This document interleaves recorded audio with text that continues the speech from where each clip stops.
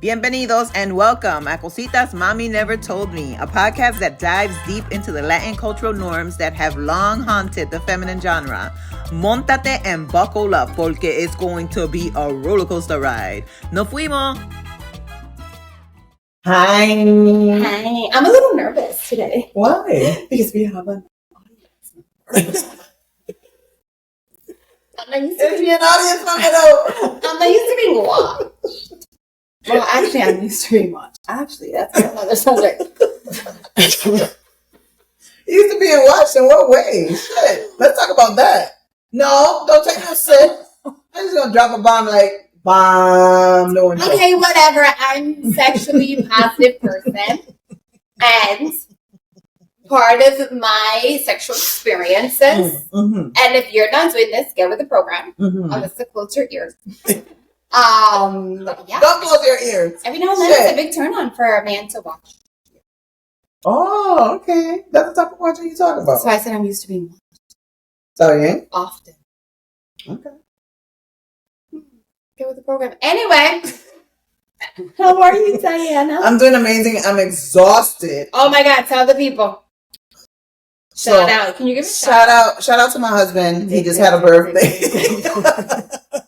He just had a birthday and we celebrated it last night. Had a lot of eats. Had a lot of fun. They had a lot of liquor. I don't drink. They had a lot of liquor. I don't need alcohol. You already know. I'll turn up. I act the fool sober. But yeah, we had a great time. It was amazing. Yeah. But I was over there like juggling a whole bunch of shit. She Cooking a whole bunch of shit. Cooked everything from sliders to pizza to empanadillas that were fried on the spot to the sweets to the cupcakes to the brownies to making the lemonade and the iced tea, like literally. And then when I had called her yesterday, she was still running errands. And then when I had gotten to her house and I didn't even go to the event, she was already wrapping up on the menu. So it's really confusing how all of this happens. And then she even made guava pastries. And then when I told her isn't it less expensive to just go and buy them, she laughed at me. Calculated the fact that they only costed $6. But for me, it's like your time is money. And I'd rather pay so they would things and give me the guavas. Yeah, no. I'm paying but now what happens is the guavas are so good, she's got like orders coming in. So it's her fault. It's really all your fault. Well, you know, if I can make it, it's just easier to make it. I'm already in the kitchen, so shit. And then just make it. So yeah, it's an amazing time, family, friends, and everything. So yeah, it's always good to get together. And you know, you still in the back of your head, like, we getting into like November. Motherfuckers got COVID still. But I got my vaccination, so oh shit. I said it out loud. Oh, conspiracy. Anyway. I have my vaccination too. Yeah. What did I do? Oh, family night. You did. So when I was mad you couldn't come to the party, by the way. Yes. Man. I was actually mad too. So now that I live a little closer to my family, Diana had given me a great idea that she does with her family every Wednesday. They get together. But my family is like everybody gets together.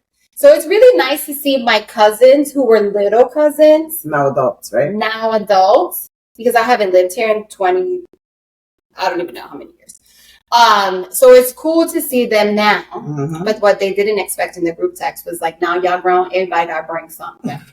But they wanted to bring liquor, so they could bring that. Oh, no, they're not bringing that. And then, so yesterday, to ease it, I was like, everyone just give $10. We ordered pizza and wings. And then, why was everyone complaining about this $10? Yeah, get it together, people. It would have cost more for them to bring something. That's what I'm saying. $10 is not a lot of money. No, and then Kevin, shout out if you're listening, had the audacity. We played the cookie game that you put right here, right? Mm-hmm. He said, my contribution is cookies for the cookie game. No, sir. That's an additional contribution to something that you bring so people can eat sustenance. Oh my God. Okay. Okay, so talking about crazy ass shit like that, right? So yesterday, a lot of my cousins, because they're not around all the time. So my nephews, my sons, my niece, they're all over 21. So they went and made a package store run. And everybody's like, wait a minute. I said, they're all over 21. They're, like, it's okay. They're responsible. You have 21 nowadays to drink? I know. Back in the day, I was getting tasted. I ain't gonna say it was my father, but it was. I would get like a taste of beer. And then he'd be looking at me to see the effect. I never drank. I didn't drink or smoke till I didn't even smoke when I worked at Chandra. I didn't even around Puff. Nothing. Oh. You know what's crazy? Random fun fact. I did a photo shoot with Snoop Dogg, right? Oh, and the one thing I regret is not smoking with Snoop, because I had never smoked at that point. But he walks around with those vintage cigarettes, but they're all L's. So we're on set. Damn, and I have a picture somewhere where he was like, "Oh, it's like a prom picture." He's so cute. Anyway, but in my head, since we're today's subjects, ironically, I wish I would have been I wish I just would have outside the box and been like, been outside the box enough to be like, my first time I smoked with Snoop on set. But no, I didn't smoke for the first time until I got into my 30s, and I didn't really drink. I lived in London and everything, and I didn't drink. I was just I want to say my exposure to marijuana was about 4 years old. I'm sorry. I thought you were about to say 14. No. My exposure to marijuana was around 4 or 5. So my dad was a heavy marijuana smoker, and he also grew it. So he was ahead of his time. Yo, he was. So remember back in the day when we had pantries? Yes. Right, we had actual pantries, like rooms where we would put our groceries or whatever. He had lines from the wall to wall. And he would hang the weed, and he had lights in there and everything. He would his own shit. Oh shit! Mm-hmm. And then he would have me. No dispenser. He would have me cut it up, take the seeds out, separate the seeds from. And I was like, at first, I'm like, I'm helping Dad. She's lying because we're not going to incriminate. I'm helping Dad. I'm helping Dad with his plantation. And what did he tell you about? My dad is a botanist. Was it a rag? I don't know. Hey, he was rolling it up and smoking it. And then he would have his friends over. And back in the day, and I know some people do that now, because if you go to Cope Park, this is a park in Hartford, Connecticut, where people bring their instruments and they're out in the parking lot and they play a track and they're playing along with it. Oh, cute. Right? So my dad, there would be 20 motherfuckers in the living room with maracas, tambores, getting fucked up, drinking, smoking, and we would be in the mix. All the kids. So the secondhand smoke is strong. There's something, maybe I'm psychotic, but there's something nostalgic that I love about that. Not necessarily the weed, or would you think differently now because it's legal? Probably not. I don't know. But the music part is so culturally. Well, that's why I'm so I love that now, because my dad would play Gran Combo, La Fania. He would play all Fania.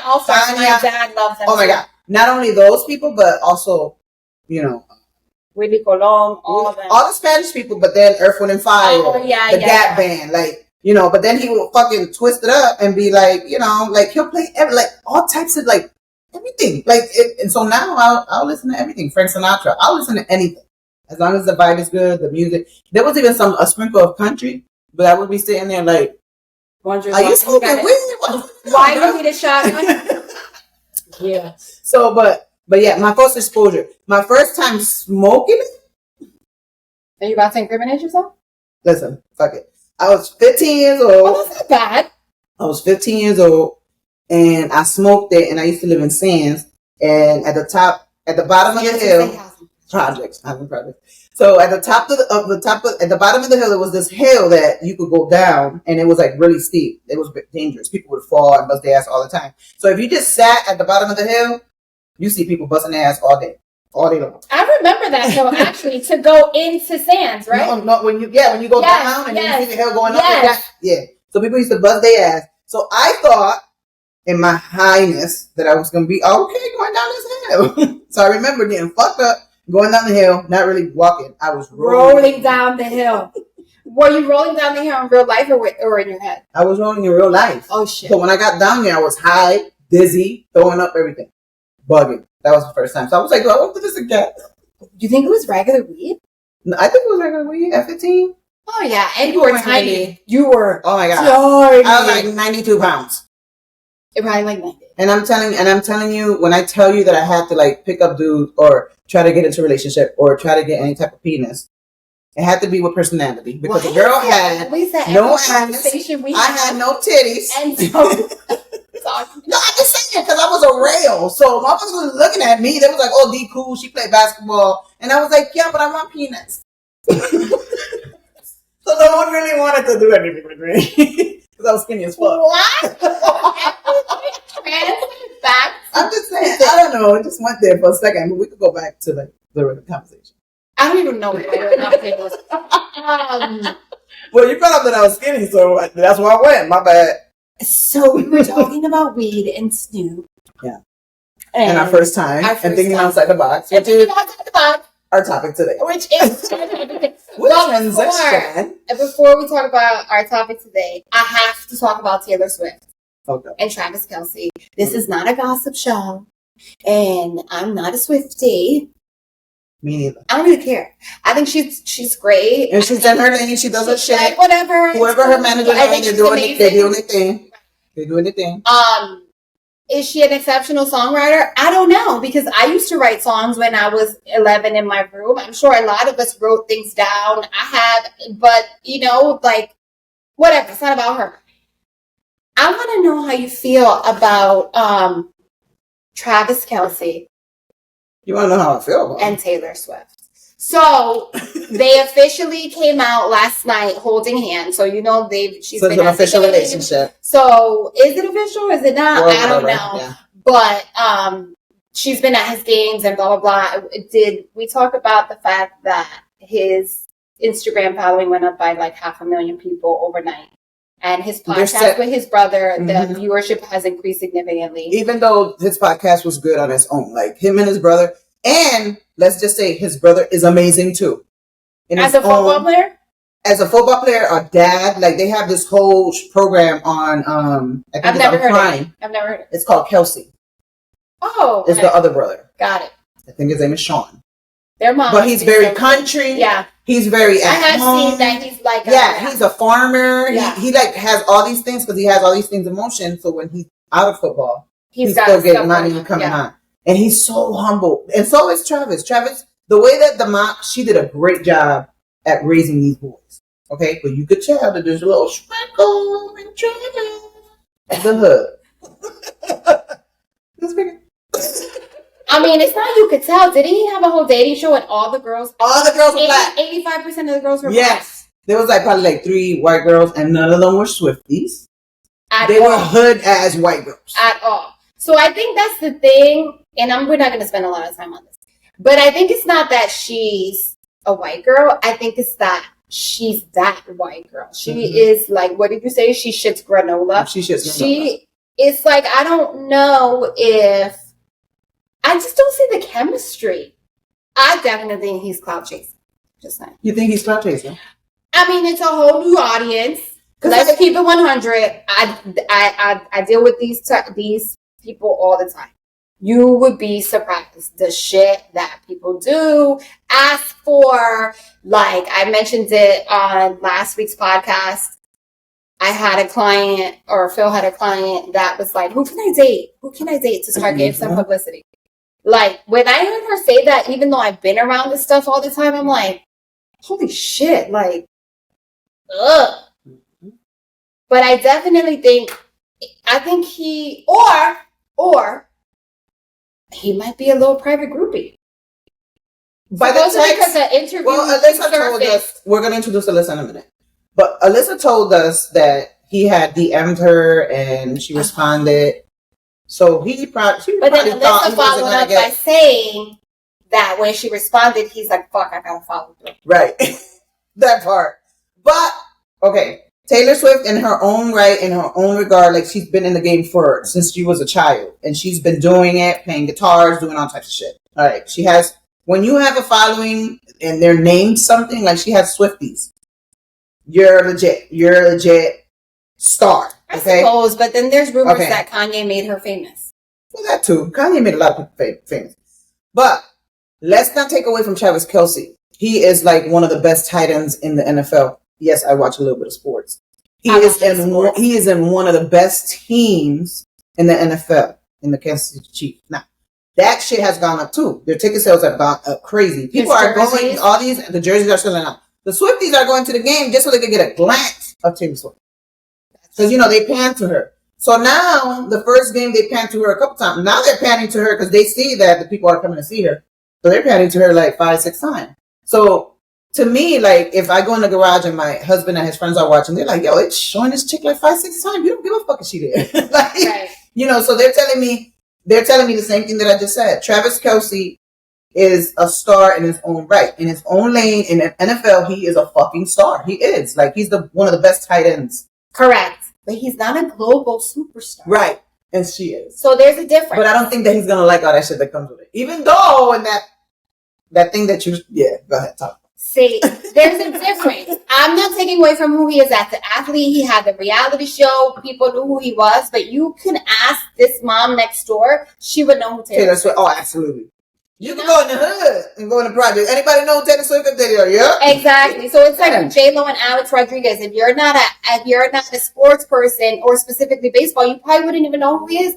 And then you're like, oh, J-Lo dated Alex Rodriguez. Mm-hmm. So when I say groupie, there is something about, and Phil always says this, he's like the drug of fame, the sprinkle of stardust, like you can't pay for that. Mm-hmm. And I don't think it's clout chasing, like exposure to his existing fan base. I think there's something about being a power couple. Mm-hmm. I think there's something addicting to people, paparazzi following you. Like, yeah, he was followed every now and then, but when you're creating so much buzz, mm-hmm. there's something addicting mm-hmm. to that kind of attention. No, but he said on his podcast that he's not comfortable with the people that are camping out in front of his house now.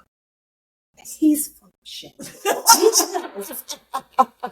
If you're not comfortable with it, he's full of shit. Travis Kelce called me. Because if you're not comfortable, then you wouldn't go to Nobu on 57th, where basically you go to be seen. Kerry Washington has 2 kids with a football player, and nobody's ever seen their kids. There's plenty of people who want to be private who are private. They're not trying to be private. Wait, is Nobu where you had your baby shower? No, that was Philippe. My bad. We're not name dropping. No, because the restaurant was fucking amazing. Yeah. No, that was at Philippe. It was a fancy restaurant, and I was like, I'm missing some shit in my life. Thank you for the exposure, Lucille. That's also where I had my wedding. And we just had a morning brunch or something there, like a year ago too. Oh, yeah! I was like, we're going back to Philippe. Yes. But very similar to Philippe, Nobu's that spot. Okay. It's the spot. But Philippe is for like more like the rappers and shit, right? Well, it became that way, and then at night, during the day, it's more for like this. Not civilized. Yes. But that's all. That's it. That's all I have to say. I don't know if Diana has anything to say. I'm not hating on them. Love is love. It's amazing. Oh, but bullshit. I do have one more thing to say. We're not going to talk about what's happening in Israel and Palestine because that's not what this podcast is about. But someone had the nerve to post, right? Travis Kelce and Taylor Swift holding hands and coming out to the public as a moment of like, with all that's going on in the world, this is what we want to see. An image of love. They just started talking. Of course, honeymoon stage is going to be there for a minute. Oh! Yeah, and you say that this podcast is not about that, but our hearts and prayers and all that stuff is going 100%. Out to, the families and all the people that are suffering, and I hope we can get it figured out, man, because it's crazy. But my last thing about Travis Kelce and Taylor Swift, I knew immediately when he shaved the goatee, I was like, We've lost him. Right? We've lost him. Who is this? This is no longer Travis. Let's call him Peter Kelce. He shaved off the swag. He did. For what? He did. But I still think, I'm interested to see. It's almost like Bad Bunny and Kendall Jenner. Like, I want it. Well, he said he got a cabezota, so we know what Kendall Jenner's chick. In the new album, he said he got a cabezota. I'm sorry, what? He said he got a cabezota. Translate that? Damn. He says he got a big old head. Oh, he got BDE. 100%. No, he got a big old head on his penis. So the head of the penis is very big, is what he said. What does that have to do with Kendall Jenner? That's why she is here. That's why she's there. I need to know why he's there. It must be good for him too. Maybe the head fits in there. This is the glove I've been searching for. This is it. In this white woman's vessel. Or garage, I don't know. as Cardi B calls it. Park that shit in my garage. I've never heard a woman reference her vagina as a garage, and when Cardi did it, I was like, I love you. Even when she said that little thing in the back of my throat. Everything. The way that she just... Because you know you be thinking about it. Right. If it don't hit it. She's amazing. I love her. Small. Anywho, sorry, we digress. Today we're talking about... But wait, just like the penis hitting the water. Did we have that conversation on the podcast? No. We talked about the ball shoving, but never about the dick hitting the water. Do we want to talk about it now? Okay, bring it up. Now people want to wonder, are you yes, go. So we had a conversation. It was a few of us, and it was the same night. The same night, our friends, Ileana and Erica were there. They're my friends. See? They're my friends too. And we had the conversation, and this young gentleman talked about the visual of the balls and the butt, and we still can't figure out if it was like from behind or missionary, whatever. That's not the point. But then somewhere in the conversation, well, I said, "Do you hold your balls when you take a shit?" Right, right. And they said, "What?" Was it? Does the balls and the penis sit outside the toilet? I said, "Do any of you hold your balls when you take a shit?" But why would they do that?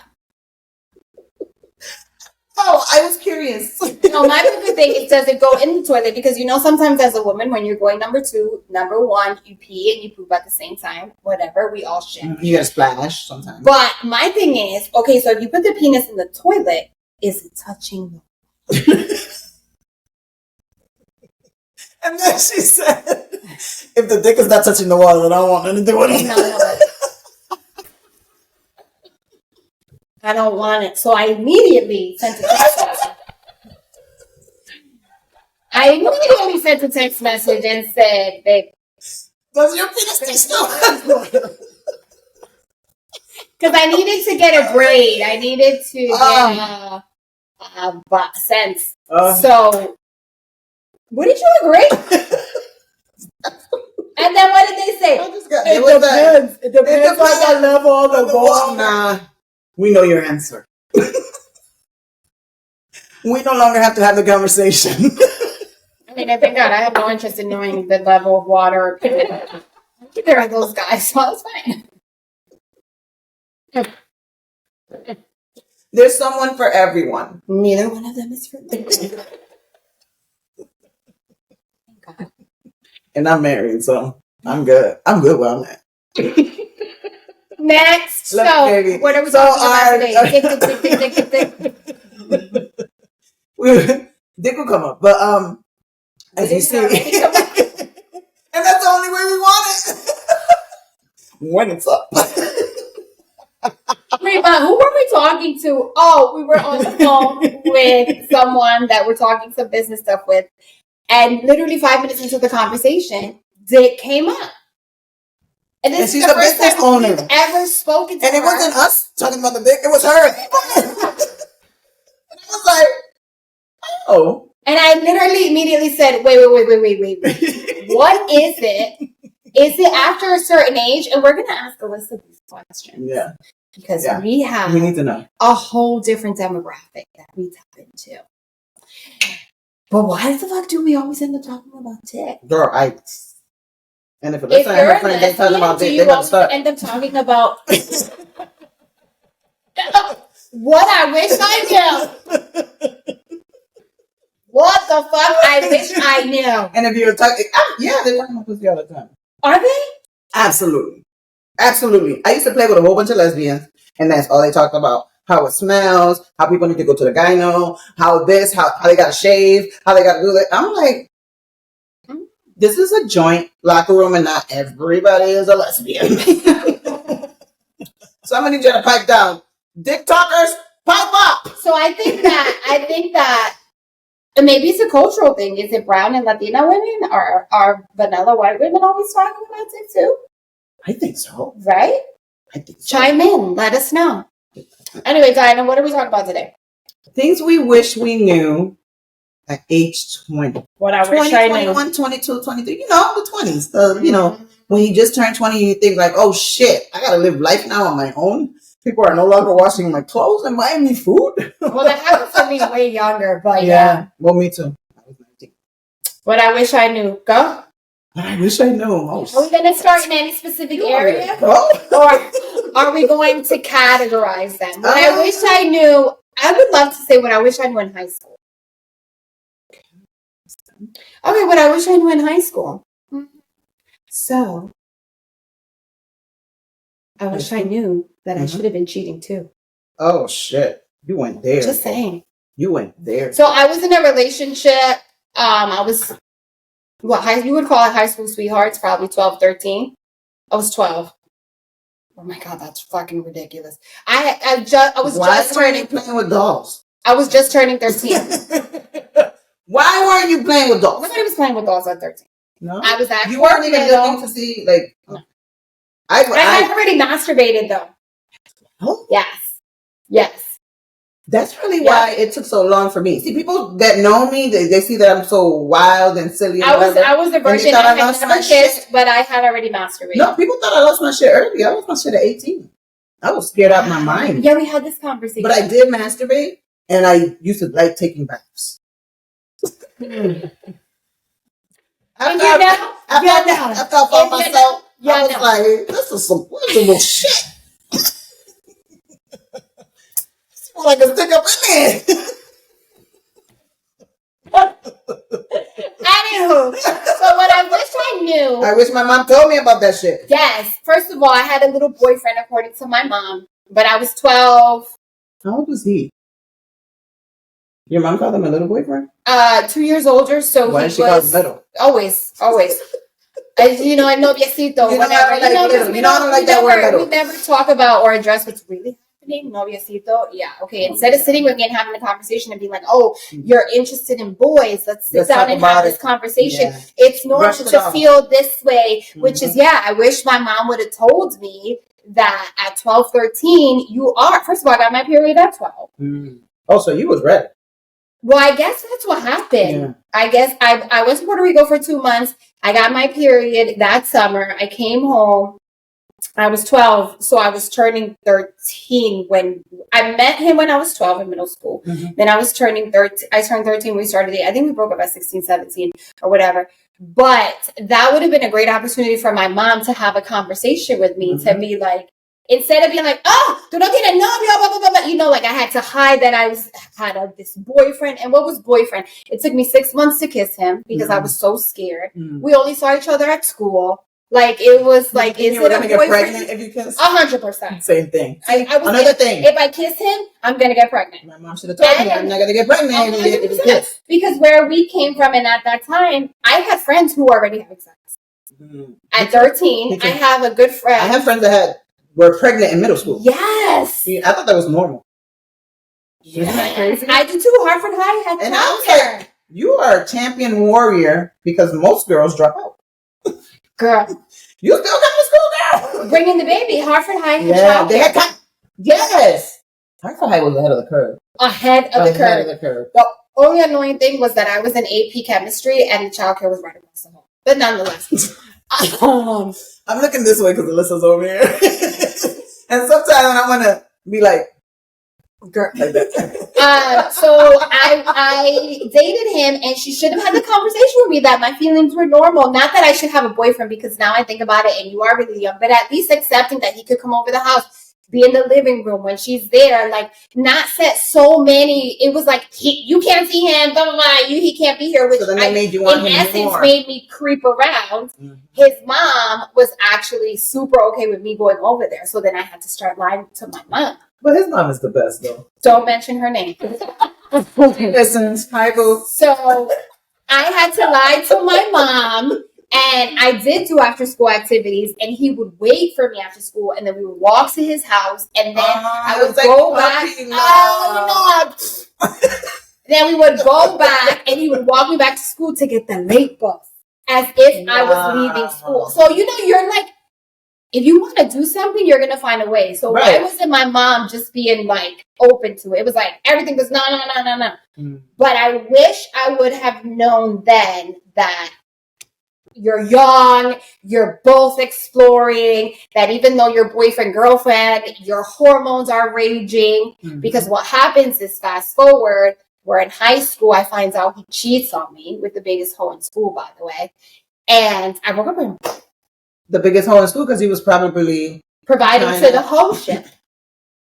Right. But when people are young, not to defend him, because 100%. When people are younger, right, they have a wholesome a wholesome person that's like still trying to figure out what this is, whatever. And then you have a sex positive whore, as you just mentioned, she was. Now, the funny thing is, no shade. Because we all knew somebody. This is a judgment-free zone, but she was mad about it. He was mad about it. I was more like, and then as adults, we had the conversation, and he explained to me that I find out ironically like a month or two after I lost my virginity, which was the worst part. You get what I'm saying? So I had just lost my virginity. And then the way he sees it is that he never wanted to rush me, but he had these hormones, and it's like one of the biggest regrets ever for him, because it wasn't even like it was a quality person. I mean, fast forward, I come to find out that he had cheated on me with a bunch of other people. But what I wish I knew, it is what it is. What I wish I knew was that it's not that it's normal, but in the sense, it's normal at that age. Because you're trying to figure it out. You could really, really love someone or be into them, and they're so great, but there's just something about this curiosity of how someone else touches you, or what someone else is willing to do, or blah, blah, blah, or some level of respect that you have for someone you love. So I wish I would have known then that, not that I wanted to be out here having sex, but that I shouldn't have allowed myself to be in such a boyfriend-girlfriend relationship. You get what I'm saying? Yeah. That I should have been, I feel like my mom should have been like, okay, él era un noviecito y está bien, Rocío, pero tú no deberías lock yourself away from other opportunities. Right. Or like if another boy, because I really was committed to my boyfriend. You know, I just feel like I wish I would have. I just feel like if I would have been spoken to about sex and the pleasures of sex, and that it should feel good, and that it shouldn't feel rushed, and that hormonally at that age it's kind of crazy and unpredictable. Not that it would have made sense to me, but then as I got older, I could have used that into college and all these things. Where in college, I was so focused on being an adult that I didn't even enjoy myself then either. I remember like being around, because I got my period 13, but I remember like around 13 and a half, maybe going into 14, that I started getting that sensation down there when I started seeing things that pleasured, like, you know. Yes. Like, wait a minute. Yeah. So you got turned on. Right. So I wish I would have known about that. But I wanted to go back to when you said that the child care was right across from you. Yes, the AP chemistry.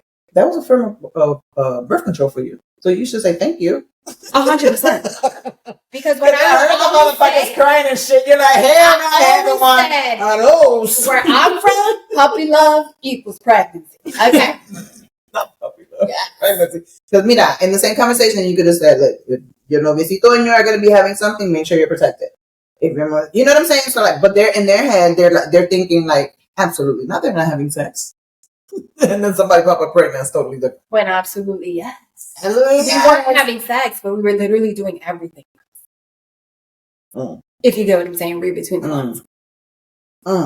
What do you wish you knew in high school? I wish I knew in high school that I should have applied to like many colleges. Oh my God, that's such a good one. I should have applied to many colleges because in my head I was like, Central would be lucky to have me, and they said no to me. Shit. And my world was shattered, and I didn't want to go, so then I started having sex. Central up the street. Yeah. Then I started having sex, and I got pregnant. You did get pregnant as soon as I left. As soon as I left high school, I got pregnant. Soon with my son Aaron, and but I was really depressed for like, and I won't put it on my mom because my mom and them didn't go to college. Like they barely graduated high school. My mom and my dad. So my dad actually went to college, but then he came back. He didn't. But all that to say that I wish my counselor or somebody else would have said, hey, apply to more colleges, or, okay, let me look, because I, my first few years of high school, I was a fucking, you already know, I was smoking, doing all crazy shit. And then the principal brought me in. He was like, do you want to fuck up your life? I was like, you can't talk to me like that. He was like, yes, the fuck I can. I was like, who was the principal? Mr. DiLoretto. Yes! He was only there my freshman year. So he was he retired. my junior principal. You know how they had the sub-principals and then they had Mr. Cruz. I had Mr. Correa. Mr. Cruz is there too for me. So Mr. DiLoretto was my sub. And then so hot. I'm telling you, high school made Wish I would have known in high school too that white men can be hot. Because we brought up Mr. Lautrec and Mr. DiLoretto was right along, and he was older. P.S. He Mr. was older. DiLoretto's son taught when I was there. Was he not as attractive? Not as good looking, but he got his mother's looks. DiLoretto had body. He had stature to him. His son was more lanky. Yeah. No, still very good looking. So, Mr. DiLoretto, and he talked to me like that, and I was like, you can't talk to me like that. And he was, yes, I can. I spoke to your mother. You're going to fuck up your life, blah, blah, blah. So I was just like, okay, I got to turn this shit But what a blessing that he saw you in the crowd. Yeah, and he told me, you're a natural leader. People are following you to do fucked up shit. Have them follow you to do great shit. And I was just like, but anyways, I did, and then I started doing morning announcements, and then I joined all these clubs and shit, and I was like, wow. So that was a good turning point. My junior year. The beginning of my junior year. Because I was bringing fucking Cisco and milk cartons. Diana. Yes, girl. And be twisted for like 2 or 3 hours. Like, what happened? What classes? What assignments? Diana. Yeah. It was bad. Why do you think? What made you gravitate towards doing things like that? That's all I saw.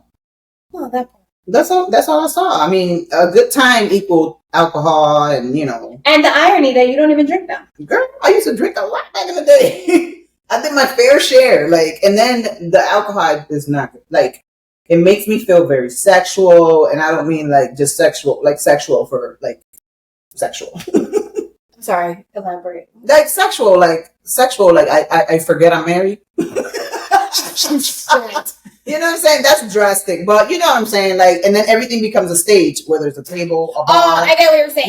It puts you in another state of mind. Yeah, it's like taking E or some shit. I want to take my clothes off. It's into death. I want to share my body. Like, I want to hug and kiss people. Like, it's crazy. Wow. It's totally insane. So one time you should drink within a private setting with me so I can see it. Well, I did at a Christmas gathering at my house because my husband was like, you should have some wine. And then he said. And then he was like, calm down. I was like, oh. All these years you've been drinking acting a fool. The one night I drank and that's before you can't have it's like, I like it. He was like, no. You're twerking all over the place. No. So, but. So you wish you would have applied to more colleges. More colleges. I wish I would have applied to more colleges. I wish that I would have followed my basketball coach's advice because I was really good at basketball. And she wanted me to apply at colleges where I could get like a scholarship or something like that. Was your basketball coach the heavyset woman? Miss Green? Yes. Miss Green and Miss Shondameyer, who happens to be the AD at Bloomfield. So she's amazing. Still right now. And still looks the same, even though she's a white woman. Still looks the same. But back then, she was probably like 19. Because she was a baby when she would spend extra time with me with shooting, and she was like, "You're shooting from everywhere. Like you can't shoot from half court." And I was like, "But I'm gonna make it." You wasn't cocky at all. At all. Nothing's changed. Yeah. You know what's funny? That I literally had this conversation last night with my cousins, and I was talking to them about the fact that. Because one of my little cousins is going to Southern. And I was like, I appreciate wherever people want to go to school. I got into a few schools, but like you, I didn't apply to many schools, but I wanted to go to Columbia for law school. I got into Columbia, but UHeart paid for everything. And at the time, I didn't have the money. My mom wasn't going to pay, so I went to the school, though. It's great, but whatever. But it's down the street. But it ain't Columbia. And it's down the street. But I went, and in my head, I was like, okay, I'll go here for 4 years. It was a full ride. And then I'll go to law school at Columbia, New York. And fast forward, I started working for Puff. I never went back to school. I didn't go into law.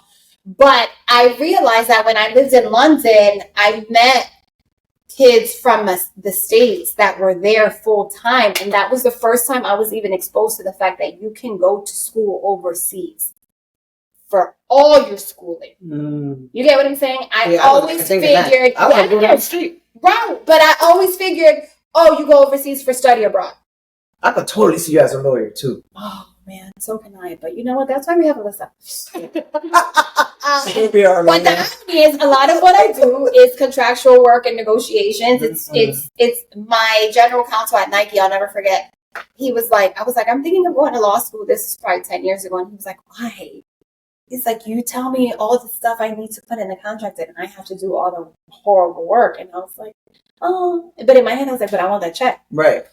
Anywho, I want the bag. So I agree with the college thing because I wish I would have known that I could have I will encourage my daughter to go far, to go to another country and study for school. I have actually 3 good friends that studied in London and Spain who are Americans and got their masters there. Now they live here. She's a senior person at Adidas, but I just never thought to like try. But I also think, real talk, no bullshit, that there is something to be said about the beauty of finding a good guidance counselor.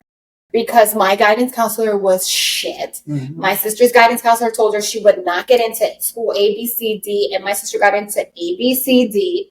So I do feel like because we went to an urban school, we don't always get what we deserve. So it's like you're stumped at every turn unless you have this like innate desire to be bigger. If you don't have these people in place to guide you, you're kind of like, oh fuck it, I'll just figure it out. Yeah, my counselor was horrible because my mom didn't help me with my college applications at all. Yeah, financial aid, scholarships. I applied to one, and it was just like trying to. I don't know if it was like a torture for my mom when I was trying to have her do the FAFSA form. I was like, Mom, just come sign these papers. It's also a little bit of an ignorant mentality when they have to provide anything financial. Oh, God. Girl. Why do you want to know that? What happened? Why can't they just do this? Why? It's my bitch because they want to give me money. They need to know that I'm in need. They need to know that you broke. Yeah. They need to know that we broke. But it's like a sense of pride. It's like, I need to privately confirm that you're a single mom and that we don't have a lot so that they can give me money. Right. And it was like, ay, pero para que necesitan tanta información. But then it's so funny how she went to school after. My mom. Yeah. So then she probably had that moment. Yeah, because I know you watch. She probably had that moment and she was like, wow. Wow. Yeah. Yep. She did get her master's. Your mom's amazing. She's amazing. My mom is too, but you know, they be having some shit. Issues. So what do you wish you knew? So we're through high school and then college. You have Aaron at this point. Aaron, so it's very different. Very different. But you're a mom at 18, 19. At 18, 19, I was going to college. What do you wish you knew 21, 22? Okay, so I was pregnant at hair school. Oh, bitch, yeah. So I went to hair school. Diana You blew dry that shit out of these girls off a few times. Even when you don't want to. And I don't even think I gave you like $20. The curl. I know I didn't have to, but damn, now Raphael would have never let you know me. I know this bitch is always like, y'all be over tipping, y'all tip everybody. Always. Even now that you're here, what the fuck are you talking about? No, bitch. But no, I charged like Grace and them.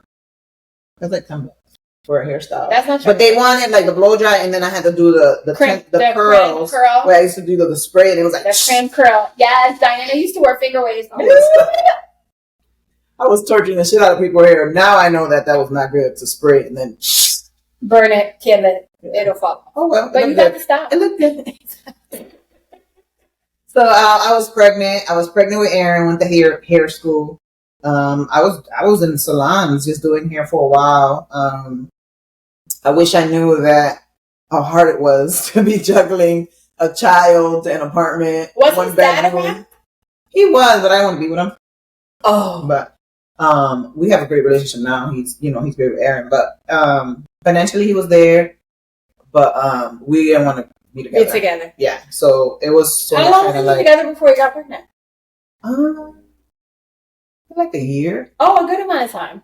Like a year, and at the time, the doctor that I had told me that it would be because stillborn. No, that I wouldn't be able to have children because when I was in high school, I had an issue where I was having a period for like, I thought I was dying, honestly. I was having a period for like 2 weeks, and I was like, like a heavy doctor. Maybe I should go see a doctor. My period usually lasts 3 days. So I went to the doctor. They went in there. I had a cyst. They was like, "Oh my god, blah, blah, blah. You probably won't have any babies." Blah, blah, blah, blah. And then when I got pregnant with Aaron, I was like, "I got 4 babies." Right. So if this doctor would have been alive now, he did. But I would have been like, "Bruh, you need to have another career." Bruh. He was awesome though. He was old as fuck. My mother had brought me to him. I was like, he got cold hands. I forgot his name. At least the doctor that I have now goes like this. What? Warm those hands up before you go down there. What the fuck? So you were. I mean, you know what I'm talking about. But anyways, so then I had my son. I was living with my mom and all that stuff. I just wish that I would have known a lot about just motherhood and stuff. I had to wing a lot of it. My mom made sure that it wasn't easy for me. Because for her... She was not happy about you being pregnant. Absolutely not. For her, like, by the time that I told her it was too late to have an abortion, like, I wanted to have the baby. Oh, so I was going to ask you that respectfully, because we love Poopy. It's not about him at all. It's not about him at all. But did you ever think, fuck, I'm 18, this isn't what I want to do? No. Why do you think you didn't think about that? Because he was in, like, by the time that I found out, because honestly, like, my first 2 pregnancies, I don't know, I was pregnant. You were like 5 So with Aaron, I found out, and I was just like, you know what, I'm just going to do it. You know, I was already living on my own. No. I was living with my mom. I was going to hair school.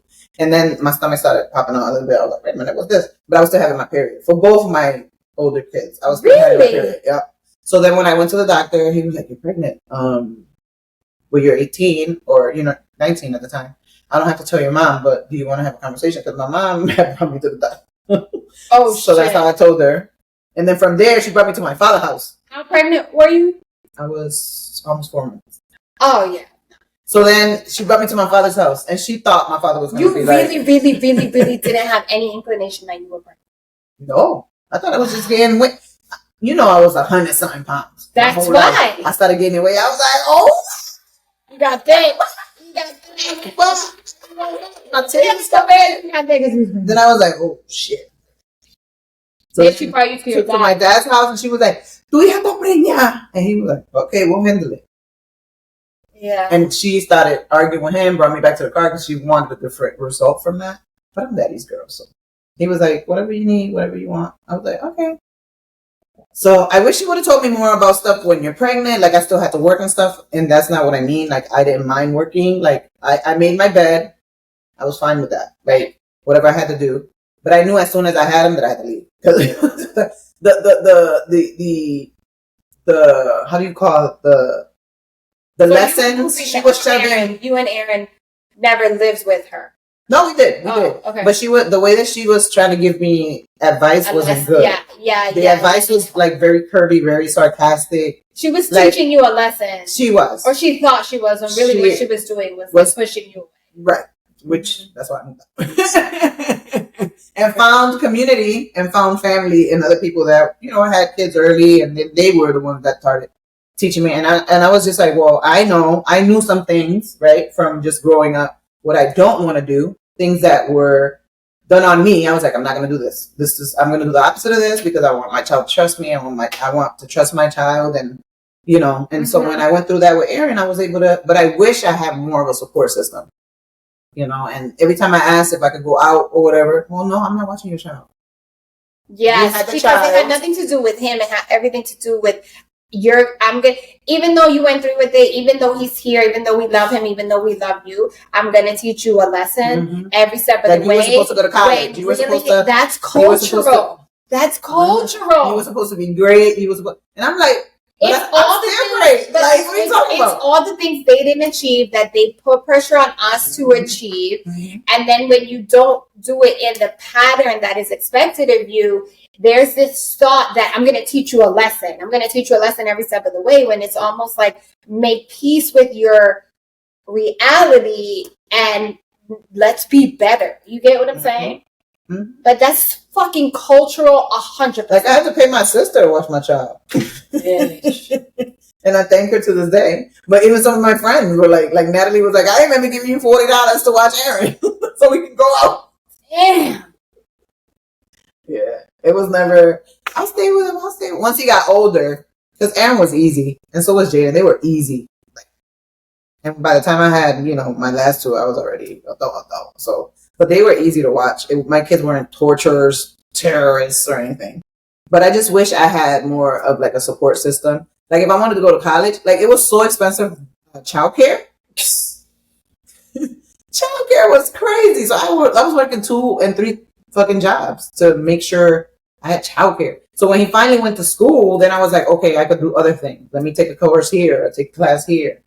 But it was crazy. Which in essence, it's like that's unfortunately, I mean, not the reason why fully, but childcare is so expensive that's unfortunately why, and I'm not being stereotypical, but I'm gonna fucking say it, I don't care. In the hood, and I'm not saying brown hoods, there's white hoods, like the numbers of people on state aid in this country are in higher white populations, FYI for the facts. But I do feel like people get into these cycles because we don't always know, or we're not always taught, or because we didn't have these conversations. Not even with our mothers, but with other women, or we didn't see these examples where you're just like, fuck it, I'll just have another baby because if I get pregnant, I can get state aid. And if you do the math, if by the time I have a kid and then I got to pay for childcare and go to work, I'm really bringing in no money. So, whatever. Well, that was the one thing my mom did tell me was to go get welfare. Yeah. I did when I went and got welfare. Which I don't even know how that works now. I went and got that easy. What's now known as Husky, as the medical part of the welfare. I got WIC, and I got all that stuff during my pregnancy, right? Which was like 4 or 5 months, because I was almost 4 months pregnant. And the assistance that I was getting, I was like, this is bullshit. Like, there is no way to live. Like, there's no way I'm doing that. And that's why it became the 2 and 3 jobs. Like, wherever I found it, because I was just like. And not only that, like, it wasn't the embarrassment, none of that shit. But just like being comfortable just having that. Being comfortable and settling with just having that. They give you the minimum. And I understand people are they're very finesse with working every shop when it comes to resources. You know what I'm saying? Like, oh girl, you could get Section 8. Oh yeah, I get what you're saying. Yeah. But why would you want that when you can do A, B, and C, right? Why would you, like, I went to hair school. I was trying to do a lot of shit. I went to hair school. I went to flight attendant school. I did so much shit that I was just like, I'm trying to have options, right? And I'm mad that it wasn't more like, go to school, finish, go to school, finish, go to school, finish, right? It was more driven like, let me go get it. Yeah, but I think it wasn't. But nobody's guided me either. Because go to school, finish is unfortunately a length of time to see results. Right.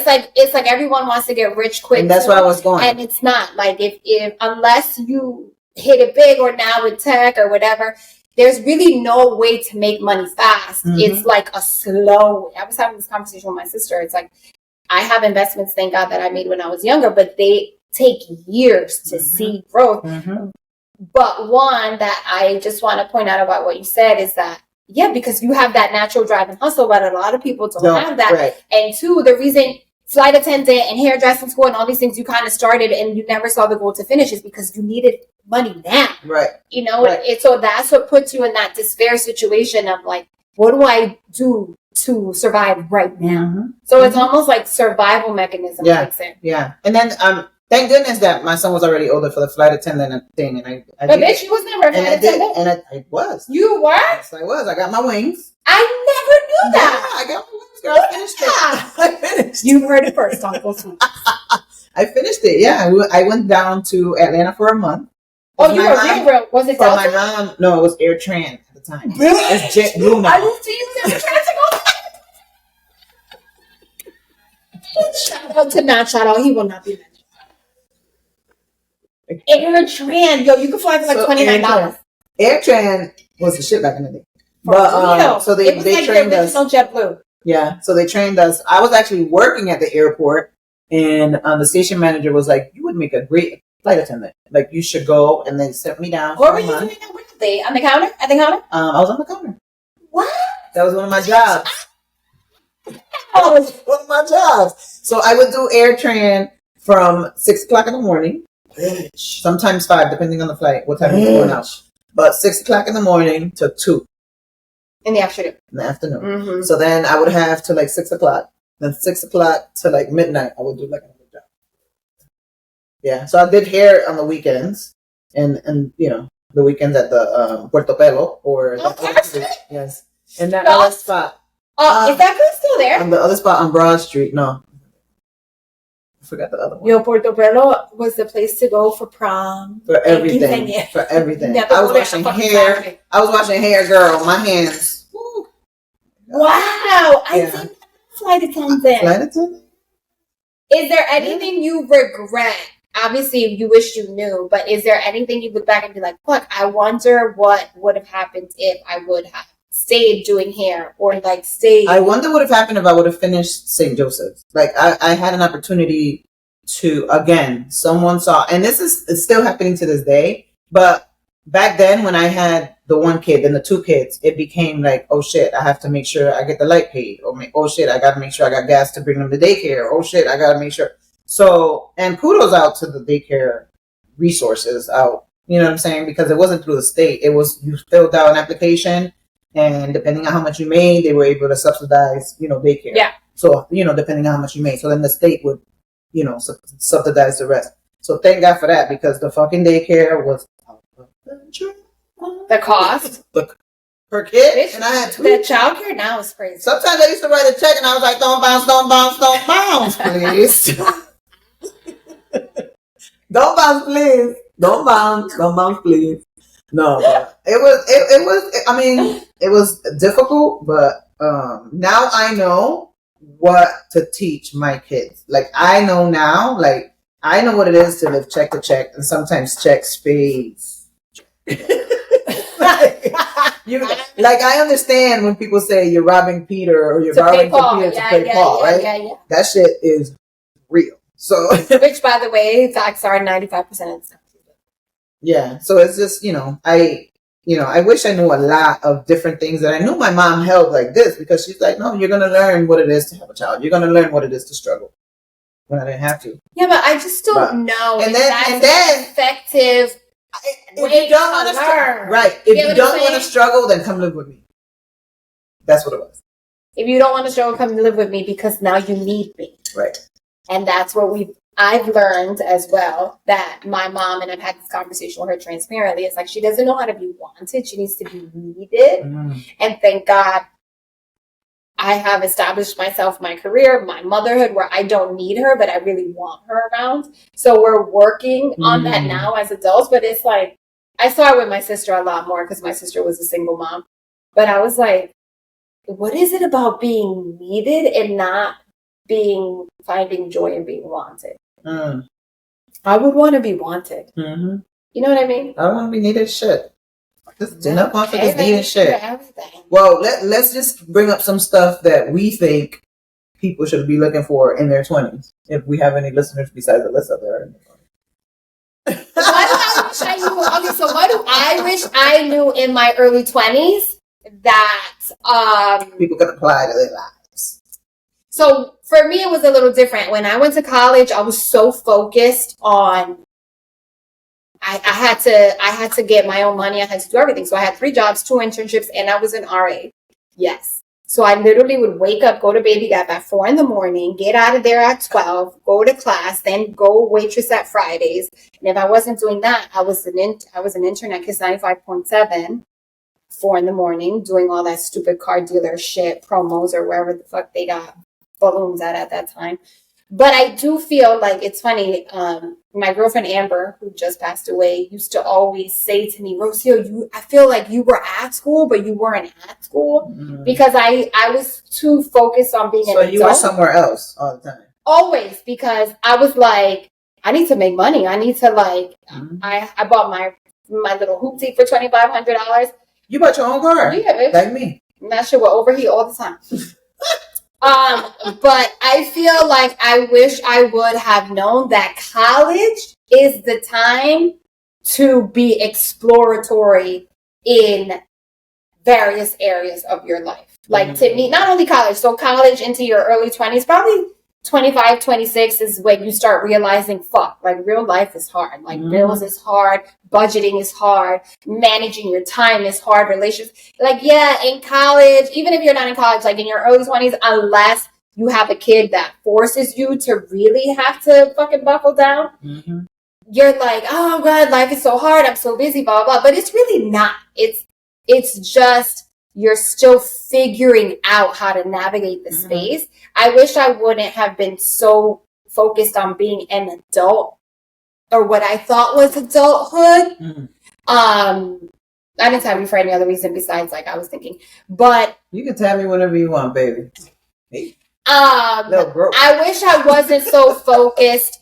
You know, like it's that saying of like enjoy this age because or enjoy this time. It's when they said it to you, you're like, oh, whatever, I'm just trying to fucking finish college. I'm just trying to get out of here. I'm trying to get me a job, live on my own, blah, blah, blah. But the first, I'll never forget on campus, they had these credit cards they were given. Oh, you had to sign for the credit card. Ready? And you didn't even have to get them in college. You could get them in college. You didn't need credit. Your fucking, you just got out of diapers. They was giving motherfuckers credit cards. They're still doing that. So I'll never forget, I'm at the dining hall and I signed up and I'm like, oh, I'm going to get a credit card. They make you believe that you're building your credit and this and this and that. So I get a credit card, right? A bitch gets approved for $500 on the spot, right? A bitch went to West Farms and spent $500. That what you want? What you want? Ask me. What you want? Who the fuck knows? I fucking went to Victoria's Secret. Hey. Yeah. I don't know where I spent $500. I say all that to say, when that bill came, you was like, wait a minute, I gotta pay this? A bitch was like, I gotta pay this back? Oh shit. I was making like $7 an hour. I gotta pay this? With 25% interest? But that's, I mean, again, there's so many things I wish I knew. My mom never taught me financial literacy. Like I didn't know, like, obviously I knew that it was a credit card, but I didn't realize that if you don't pay it back within a certain amount of time, fucking paying double for them panties that probably fell apart by the time you washed them the third time. It's just shit that it's like Victoria's Secret panties fall apart. That's what I meant. And panties that nobody was even seeing and appreciating at the time. They weren't seeing. That's something I wish I knew too. Men don't give a fuck about you. They don't. They want you to show up. Every once in a while they do. But not all the time. They really don't. They just want you out of the shit. Naked. And as fast as possible. I mean, it's cute, but I think the lingerie is more for us. They don't even like foreplay. The foreplay was too, because if they're already stiff. Anywho, why you went back to sex that time? It wasn't me. It was you. Oh, because the second part of what I wish I knew at that age is that sex should be enjoyed and it should be a two-way street. I definitely think that it's not until my 30s that I realized that, oh shit, I've had sex and I don't think I've ever had an orgasm. Unless it was through oral sex. That's crazy. Unless it was through oral sex. He was always busting a nut. But it's like the conversation of sex should be pleasurable. It should be good. Obviously, you have to mature, blah, blah, blah. But to me, you don't have to mature to be 30, 35 to be enjoying sex. Like, it should be the different seasons of life. Like, I was like, fuck, I don't think I've ever had an orgasm unless I get eaten out. And it's not now until adulthood that I'm able to know my body and understand my body. You know what I'm saying? I never had looked up my vagina before. I didn't know about a G-spot or like clitoral stimulation or toys or all these things. I saw my vagina when I had that baby. They put that mirror up. Bitch, like, and you were like, I never want to see it again. That shit look crazy. How much I gonna look like after this? Well, they have to cut me for Jaden, so I was like, "Are you your ass?" No, but baby didn't come on my ass. No, but they not the ass, but they cut to the back. They went back. My aunt had to get. They went back. So when they went stitching, I was like, "Can you put a couple extra?" Yes, tight.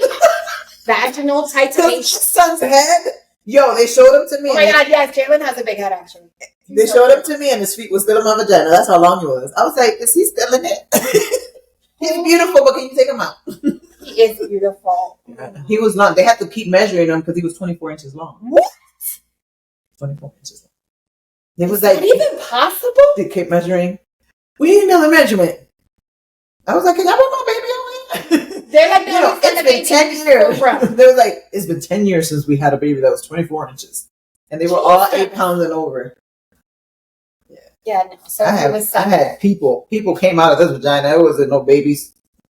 That's what I said. They were like, there's no baby we need to bring to you. He's a toddler. For sure. You know how in the movies and in the shows, they have a baby and it's usually like this fully grown baby? Those were my babies. Bitch. My nephew was 10 pounds. She couldn't push him out. Who? Jeanette.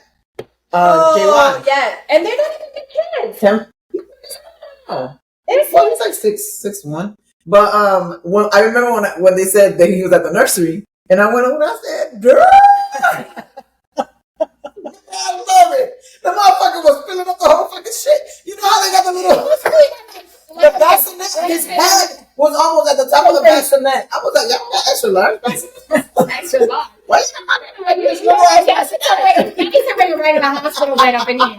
He need a bed. He ain't gonna roll over. That's crazy. Y'all don't got bassinets for bigger babies. No, that's discrimination. It was. He was in there like full head of hair. I was like, my brother's face, but with a white face. You know what I'm saying? Yes. Because he's real pale. Even though he be trying to get a tan, baby, you're not getting no tan. Oh. You get red. That's it. What do you wish you knew before we wrap? In your early 20s, mid 20s. I wish I knew that some of the friends that you have in your circle. Why you gotta go deep? I gotta go deep. We gotta do a whole episode on friendship. Because remember the last time I said Friends. when I used to smoke, I used to have 9 friends. Friendship. I think that was last episode. I used to smoke. I had mad friends, and the reason why is because I used to provide the weed, and every time when I smoked, I used to cook. So I would be like whipping shit up like I do now. Like I will fucking do. And my shit is you're gonna have a pre-dinner, you're gonna have dinner, and then you're gonna have dessert. So I would cook all this food, and people used to be like, yeah. And then I stopped smoking because I was like, I'm smoking too much. I was like, I was working at the airport, and there were times I had to be on a tarmac bringing in planes. And be out doing that. That part. You know what I'm saying? And then sometimes I used to go to the airport high and be like giving people discounts and shit. Like I was fucking going crazy. So I was like, I can't be doing that. Like this is people's safety. Like so yeah. So I stopped smoking and lost friends. So you wish you would have known. I wish I would have known that, the people that are in your circle are not always going to be there for you. So what I wish I would have known so I'm telling you, young people, take stock. And old people too. And old people. Yes. You know why? There's another situation that's happening right now with one of the guys that plays on the softball team. I'm not going to say his name, but he had a big old heart and was always providing money and resources for people to do stuff, to travel, to buy stuff for the team. Like he would do amazing things, and now he's in a situation where he can't leave his home because of whatever's happening in his life and no one's checking for him. You know what I'm saying? So take stock of the people that are there when you're struggling, when you're having a bad day, the people that check in on you. That's why I said that shit throughout COVID.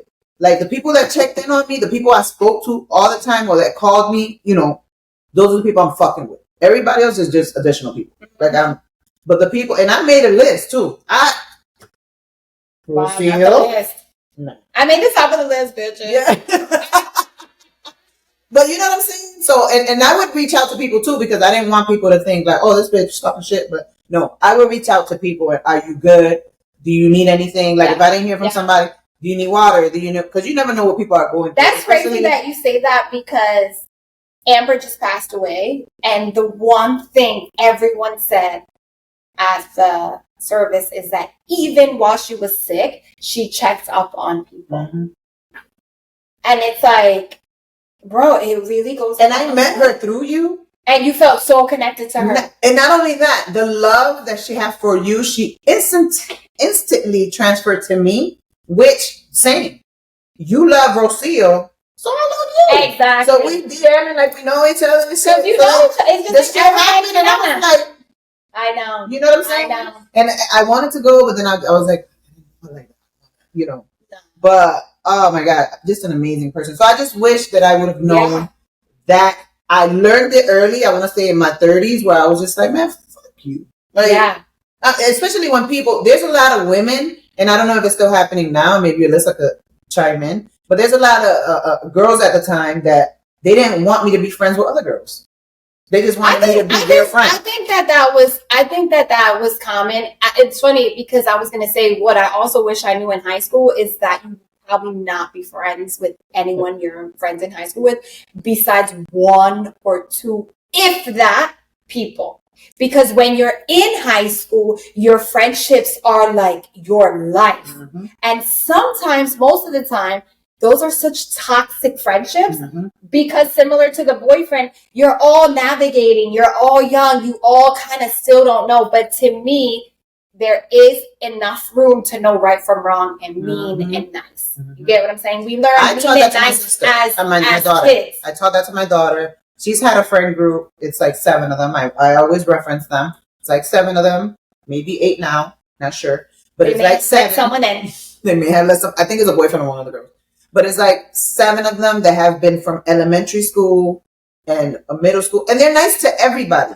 But they understand that this core group is their bad times, good times. Yeah. You know what I'm saying? When people, like, let's say if somebody thought they were going to get a recruitment letter, or they thought they were going to get into a college, or they thought whatever the situation is, they automatically all come together. Like they rally. On bad times and good times. Like they had a signing for one of the kids that, he's going to, they had a signing or whatever. And the kid's like, I want you guys to be there. And absolutely, we were there, like cheering him on or whatever. And then he's like, no, you guys, I don't care who else is there. ESPN, all these people were there. I want you guys. I love that. That's you know what I'm saying? So it's just like, so you already know who your core people. And I also told my daughter, and out of the 7, you're probably going to be really good friends with like 2 or 3 of them. Yeah. So don't be disappointed. It's okay, because then you're going to find a college group core friend. Those are probably going to last a lifetime. Yeah. You know what I'm saying? So, because they're going through the same struggle, same thing. Like, I didn't go to college, but I went to college to party, so I feel like I went to college. 100%. I went to UConn, I remember. Southern. You went to various colleges. Western. Trinity. They thought I went there. What classes you take? The party classes. What do you mean? Ran from a few fights at Trinity. I remember. I usually ran toward the fight, making sure it wasn't none of y'all. But in case I had to do a couple kicks or a couple swings. But I wish I knew that. What's something else you would? Because I got a couple things I wish I would have known. There's so much I wish I would have known, but we're bringing Alyssa on for sure. For me, really, it's the friendships. My senior year was really tough. Mm-hmm. One of my best friends died. And it's funny, we were talking about this because unfortunately here in the town, a young man died on the football field, but my best friend died in the pool during our volleyball championship my senior year. But talk about clout chasing. I didn't graduate from college as high school as a senior, even though I was class president and like fucking high honors because I cheated. I plagiarized a paper in an AP English class. Long story short, Miss Abate. Because I took the class I took the class for AP credit, but it wasn't an AP class. So I turned in the paper, and when I turned it in, she was like, no, this paper is supposed to be X pages, and I had only turned it in for the 9 pages or whatever. So she gave me a short amount of time. So my girlfriend gave me the paper that she had done on the same subject, but me, because I'm not a cheater, I literally copied it. So I plagiarized. I didn't graduate on stage, nothing. But they did a special service for Vereen at the graduation. And the girl who accepted the scholarship in her name or whatever didn't even like Vereen, wasn't friends with Vereen, but clout chasing before social media, cried and did the whole we miss her and blah, blah, blah, blah, blah. And once again, I feel like I wish I would have known that these friendships may not even matter. Like in when you get older in times that do matter in your maturity. You get what I'm saying? And it's okay to we were talking about before we recorded to be out of your comfort zone, right? Or was that 100%? Yeah. If you're comfortable in something, then you ain't doing enough. That's what I'm just saying. Yeah. If something comes up, if you don't have no children, if you like, it always baffles me growing up when people were like, "But I can't do it because of this." I'm like, "You don't got no fucking kids. What are you talking about?" You don't got no constraints. Yeah, and I've told people that I have in my life now that are like, "Yo, if you didn't tell me to do this," and it's numerous people because I don't give a fuck. I will give it to you straight. You either like me or you don't. I would be like, "You don't got no fucking kids. If you want to fucking go take pictures, do this, A, B, and C, go do it. For real. Do everything." And even if you have kids, but you're right, because we were just having this conversation about a friend. Who was it? She told me, she said, "Oh, we were at the Latinas in Motion shout out event because everybody was running at the Harvard Marathon. So Nevaeh is her name. That's Vanessa's daughter. Shout out to them too. And she was like, "Well, I want to be a lawyer, but I'm also an artist." And I said, "Well, do both. 100%. Do both." She was the one that made my shirt that says "Your anxiety is lying to you." I said, "Do both. Fuck it." Because to me, a lawyer that's also an artist is going to look outside of the box. And you can also become an entertainment lawyer or a lawyer that negotiates for artists. Absolutely. Which is so hard to find. Absolutely. So I told her to do both, and she was like, "Okay." I actually know artists that are always looking for licensing rights, or like when a t-shirt, not to get too technical, but when you see artwork on a t-shirt, that has to be negotiated in a license deal. Mm-hmm. And there's very, very few attorneys or like lawyers who know how to negotiate royalties and anything that's fair. Mm-hmm. So that's just a random thought, because there goes my licensing head. You know what I want to say? So Alyssa, you're here. Alyssa's exceptional though. Not because you're here. No, but she's here. Not to be afraid to fail. And not to be afraid to fail. And to all you people too, failure is your best friend. Especially in your 20s. Failure is your best friend. Even in your 40s. Bruh, even in your 40s. Brush it off your fucking shoulder. Learn from it. While you're in the moment, be like, "I don't feel like this anymore. What the fuck? What the fuck did I do to get here? Let me not do it again." Type shit. Mm-hmm. You know what I'm saying? And if it happens again, okay, what did I do to get out of it last time? Yeah. Because some people like wallowing in that shit, especially younger people. For years. Like, oh my God. Fuck that shit. The pressure to make do a change. Something. The pressure just change to do it. Something. Yeah, so if something happens where you're failing on it, okay, let me find a different way or a different avenue to get there. And always advocate, like, okay, I'm trying to do this, whether or not it's somebody that's been there. And we all know people that try to give us advice that never been there, Alyssa. But we ain't gonna say no names. But people that haven't been doing shit don't need to be given advice. But always try to find somebody, like, not to emulate, but if you see somebody and they do anything, they're probably gonna have some good words for you. Bitch, yes. Mentorship. Yes. I wish I would have known the importance of mentorship. Because people be like, "Oh, I don't want to bother people," or or when people say, like you said to my daughter, "Do you want me to make a call? Because I can make this happen for you," right? Literally. People in the Latino community are so fucking proud, yes, or prideful, that they're like, "No, I'm gonna make it on my. I'm gonna go do it on my own." Okay, motherfucker. But that's why I said that to her 2 years ago. Go try it. Wait, are you subscribing to the? Go try do this on my own, because guess what? Nobody does that anymore. Because I'm sorry, but Caucasian people have been doing this shit for years. It's all in who you know. Bitch, it's literally all about. Because my daughter has the grades, but yeah, I can still make the call. Okay. Because she does not want to go to UConn. Sorry, UConn. Nothing against you. She doesn't. And I know she would get in there because people that I know are like, "Is your daughter coming here? I know she's great." My daughter's like, "I'm not going there." With a straight face. Absolutely not. Good for her. And I brought her up because we went to, because they know the UConn volleyball team, so they went out. Wait, she wants to play volleyball? No. But we went up to see the volleyball team play. And I was like, "Oh my God, UConn is like a whole city now." Yeah. Like when I went, it was a city, but it's become a mega city, right? Yeah. So I went there and I was like, "Oh my God, the campus." He's like, "Mom, I don't care. I don't want to go here." I was like, "I'm not even saying for you. I'm just saying, like, when I used to come party, it wasn't this big." Like, I'm impressed. Like, the rolling greens, all this bullshit. They even have a hotel on campus. Oh, I'm sure. Which is crazy. But anyways. Sure. But I digress. There's so much. I mean, we could go on and on, but I just wish I knew. What I want to finish by saying is the irony is we went to Carol G and the goal was, which I will put a reels together. I will, or Alyssa might. the goal in a second. we wanted to ask people, what do you wish your mom would have told you? Cositas mommy never told me. And what we found is that when we asked the younger people, they literally were stumped and they were like, my mom's amazing. I don't know. My mom told me everything. Or like, I never thought about it, or whatever. And then the minute we asked women our age, they immediately were like, the first one was like, that sex is pleasurable, that you should enjoy sex, or that it's okay to leave, or that you don't have to be unhappy. And that's the one, that lady with the silver wig. She was like, do everything and anything that you want. That you can do. Whatever you feeling, just do something else. I was like, okay. And she had a silver wig on, by the way. I don't even, there was like a headpiece. It wasn't even a wig. You will see. But listen, she didn't give a fuck. She looked amazing in her head dress. Well, she had silver pants on too, and like a tank top, and she was like plugging whatever. Oh no, she's an artist and a poet and a writer. And yeah, I could catch a few of those things. No shade. Be shady. Introduce Alyssa. Now the woman we've been waiting for. I'm not gonna call her our intern.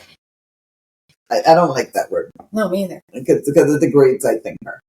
She's like too much for her. She's about that. To the above internship. She's actually going to tell us what to do and how to do it. Right. Especially socials. We know nothing. Wait, let's make room. Let's make room for Alyssa.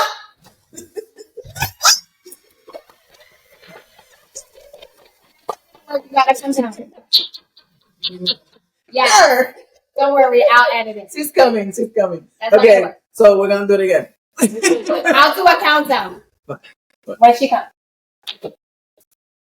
All right. So you doing the countdown? She coming in, or you do the countdown? No, ready? Oh shit! Wait, pull it close to my face. All right. 5, 4. It's time to do with someone else. 3, 2, 1. Go, Diana.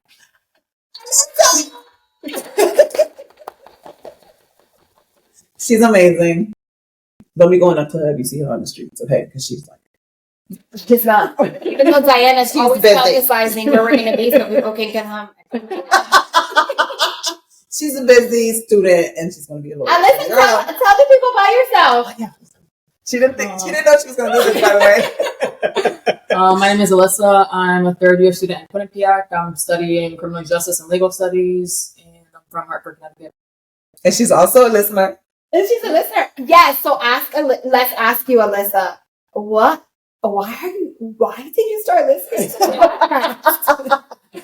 podcast? Well, I actually knew Diana, and she's really funny. So I took the first episode, and then I don't think she's funny. I just thought you guys were talking about real shit, and I like the podcast, so listen. And she's a millennial. Well, she's younger than me. I don't know. I don't even know. She would know She's in college. And she likes us, so you should like us too. So this is the third member of Cositas, which is so exciting. Yes. We're so happy to have you. What else are we going to ask, Alyssa? I don't know. Do you want to share anything about 20s? I don't know. Well, because we're out of 20s, Jesus. So no, how old are you? 20. Is there anything, because Alyssa is a very mature spirit. Mm-hmm. So now that you're in college, third year, which is basically like freshman year, you're still getting comfortable. Sophomore year, now you're a junior, basically like you know where everything is. You're looking around like these motherfuckers are freshmen. What do you feel like you wish you knew in high school? Maybe like freshman, sophomore year that at the time was like detrimental to you. That now you're like, I can't believe I stressed over that. I mean, you guys already talked about it, but the friendship thing. See, it is. Yeah, like I actually had a situation last night, and my mom was telling me like, you just need to cut them bitches off at this point. Like, you don't need to be friends with them. Shout out, You said it. Because that's exactly what she would have said. Yeah. You need to cut them bitches out of here. Like, wait, so these are friends from high school that you've continued to be friends with?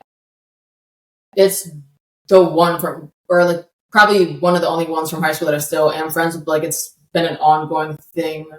Got it. Where you're just like, this is exhausting. I'm investing way too much time. If it becomes... But let me ask you, was the energy the same in high school? You just had more patience for it? Probably. See? And she's grown. And now, now as you're maturing and probably going different ways in life, you're like, and what am I getting out of this friendship? Like, besides, because sometimes we stay in friendships because of time versus quality. You know, you feel she's been my friend since forever, or blah blah blah, or nostalgia versus like, is this friendship feeding me? Am I feeding it? Like, so I'm glad you got out of the girl. Yeah, you don't need that energy in your life. Me either. And you're lost from your in your life. But that's the thing, right? So this is probably not what it is, but I'm sure Alyssa is like, and she's probably not doing the growth part. Because some people will go like this and some people are lateral, right? And then they make the growth or whatever, if they make the growth. So she over here like hating, like, instead of cheering Alyssa on, like, yeah, when you get there, get me up there, whatever. Right. Or how did you get there? But the hate. So that's probably... For me, that happened when I moved to New York, but with a boyfriend. I thank God I didn't really carry a lot of female friendships into my adulthood. But my boyfriend at the time was like, you're changing. Like, da-da-da-da. And it would only come out when... good things were happening for you. Yeah. Or like, I'll never forget, I wanted to go to Macaroni Grill, right? Oh. Ready? Macaroni Grill. That was a shit, It still exists. It's like an Olive Garden. Yeah. And I was like, oh, I want to go to Macaroni Grill. And he said, oh, you want to be all fancy now. Did you drop him at that point? If you can only see Philippe now. I know. Exactly. He can't even smell the air. I didn't deal with that with women. Like, I've always had pretty good cheering girlfriends, but with... And she's also a cheerer. Yeah. But with the boyfriend, I was like, well, this feels weird. Like, this feels like not good. Because you're a hater. But it takes you to get to like your 20s to be like, it doesn't feel good. And it doesn't feel good, you just need to drop it. Yeah. Because you'll make new friends. It doesn't matter. Yeah, or no friends. And on that note, find Alyssa on social media or not. Do you know how people to follow you? It's okay, though. Yeah. So we'll tag her. We'll tag Alyssa. So Alyssa's joining us, and she's going to be spearheading tons of our social media. She's going to make us look young, feel young, but still 40 and mature. Yes, she's a magician. I hope, because my leg hurt. We're going to be doing so much more on social media. That's what we're doing. That's the plan. We'll be better. The goal. We'll be better. And that's it. Yeah. Thank you, Alyssa. I'm glad she said yes. Because she could have said no. She could have. And I would have been bummed. I would have been like, oh, she's perfect. She's perfect. Yeah. Okay. All right, bye. Then she's going to do the right here. You love that part. I love it. Gracias for listening to Cositas Mommy Never Told Me. We hope you loved this episode. Make sure you subscribe, follow, and share Cositas Mommy Never Told Me on all your social channels. Todas las redes sociales.